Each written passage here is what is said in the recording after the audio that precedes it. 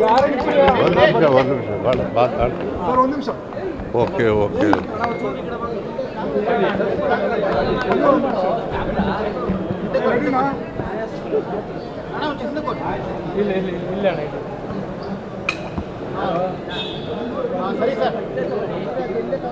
ಪ್ರಶ್ನೆ ಏನಪ್ಪ ನೋಡಿ, ನಾವು ಏನು ಪ್ರಥಮ ನಮ್ಮ ಸರ್ಕಾರ ಬಂದ ಪ್ರಥಮ ಕ್ಯಾಬಿನೆಟ್ನಲ್ಲೇ 5 ಗ್ಯಾರಂಟಿಗಳನ್ನು ನಾವು ಜಾರಿ ತರ್ತೇವೆ ಅಂತ ಹೇಳಿದ್ದು ನಿಜ, ಮಾಡಿದ್ದು ನಿಜ. ಇಲ್ಲಿವರೆಗೂ ನಾವು ಕೊಡ್ತಾನೆ ಬಂದಿದ್ದೀವಿ. ಇಷ್ಟು ವರ್ಷ ಕೊಟ್ಟಿರೋರು ಒಂದೊಂದು ಸಾರಿ 2 ತಿಂಗಳು, ಒಂದೊಂದು ಸಾರಿ ಚೇಂಜ್ ಆಗುತ್ತೆ, ಲೇಟ್ ಆಗುತ್ತೆ, ಬಿಟ್ಟರೆ ದುಡ್ಡು ಕೊಡದೇ ಇರೋದೇನಿಲ್ಲ. ಇಷ್ಟು ವರ್ಷನೂ ಕೊಟ್ಟಿದ್ದೀವಿ. 2-3 ವರ್ಷದಲ್ಲಿ ಯಾವತ್ತೂ ಕೂಡ ನಿಂತಿಲ್ಲ. ಇಂಥದ್ರಲ್ಲಿ ಯಾರೋ ಈ ಬೇರೆ ಬೇರೆ ವಿಷಯಕ್ಕೆ ಒಂದು ಸ್ವಲ್ಪ ಜನಕ್ಕೆ ತೊಂದರೆ ಆಗಿದೆ. ಯಾವುದು ಜಿ ಎಸ್ ಟಿ ಪೇಯರ್ ಇದ್ದರೆ, IT ಪೇಯರ್ ಇದ್ದರೆ, ಅಥವಾ ತಾತ್ಕಾಲಿಕವಾಗಿ ಏನೋ ಒಂದು ಪರ್ಚೇಸ್ ಮಾಡಿದಾಗ ಆ GST ಎಂಟ್ರಿ ಬಂದು ಮಿಸ್ಟೇಕ್ ಆಗಿದೆ. ಆ ಥರದ್ದು 1.5 ಲಕ್ಷ ಇತ್ತು, ಅದನ್ನು 59,000 ಕ್ಲಿಯರ್ ಮಾಡಿದ್ದೇವೆ.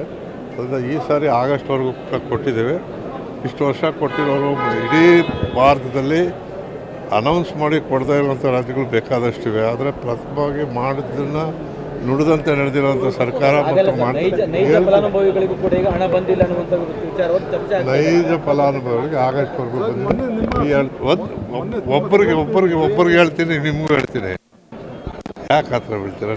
ಮಾಡಿರೋದನ್ನ ಹೇಳೋಕ್ಕೆ ನೈಜ ಫಲಾನುಭವಿಗಳಿಗೆ ಖಂಡಿತ ಕೊಡ್ತಾನೆ ಇದ್ದೀವಿ. IT ಮತ್ತು GST ಮಾತ್ರ 1,20,000 ಇತ್ತು, ಅದರಲ್ಲೂ 59,000 ಕ್ಲಿಯರ್ ಮಾಡಿದ್ದೇವೆ. ಗ್ರಾಮೀಣದವ್ರಿಗೆ ಅರ್ಥವಾಗಿದೆ, ತಪ್ಪಾಗುತ್ತೆ ಅಂತ ಬಲ್ಲೆ ಕೂಡ ಗೌರ್ಮೆಂಟ್ ಆರ್ಡರ್ ಮಾಡಿದ್ದೇವೆ, ಅದು ಕೂಡ ರಿಲೀಸ್ ಆಗುತ್ತೆ.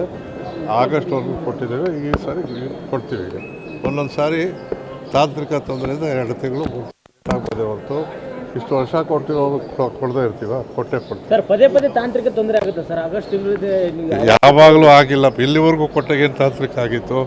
ಯಾರು GST ಬಂದಿರೋಲ್ಲ ಅವ್ರು ಮಾತಾಡ್ತಾರೆ. ನಿಮ್ಮ TV ಮಾತಾಡೋರು ಅವ್ರಿಗೆ ಪಾಪ ನಾನು ಅವ್ರನ್ನ ಇದು ಮಾಡ್ತೀನಿ ಅಂತಲ್ಲ, ಅವ್ರಿಗೆ ವಿಷಯ ಸರಿಯಾಗಿ ತಿಳುವಳಿಕೆ ಇರೋದು.